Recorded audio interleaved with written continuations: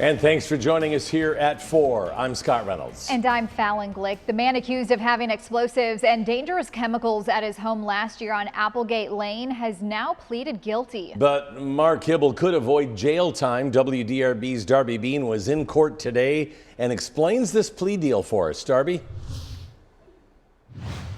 Yeah, guys, Mark Hibble changed his plea here this morning to guilty and will likely end up on probation. A little more than a year ago, police and emergency officials blocked off part of Applegate Lane in Highview, saying they found explosives and massive amounts of chemicals in what they've called a hoarding situation. They say Mark Hibble, a former chemist, owned one of the homes and was squatting in the other next door. He was arrested. His home was later demolished and the EPA came in to clean up the neighboring house. He wishes to withdraw his previous plea of not guilty and enter a plea of guilty this morning. In court Thursday, Hibble took a plea deal, pleading guilty to criminal trespassing and wanton endangerment. A new charge of possession of a controlled substance, LSD, is being added. In this case, this is an offered plea, so Hibble's maintaining his innocence, but admits there's enough evidence for a possible conviction if this had gone to trial. I disagree with this.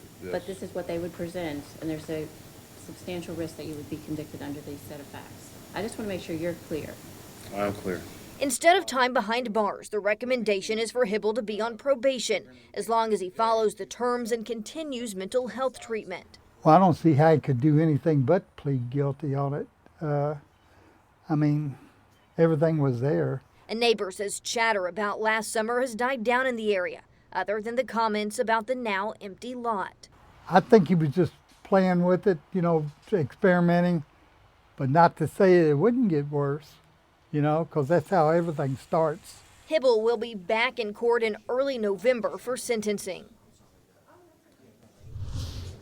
Both the prosecution and the defense declined interviews today. They said that they will talk after sentencing. And Scott, that sentencing was set for November to help Hibble get some more time to find housing. Today in court, he said that he's currently homeless and he's been staying with various friends. Yeah, what a story in that neighborhood for weeks on end. Thanks, Darby.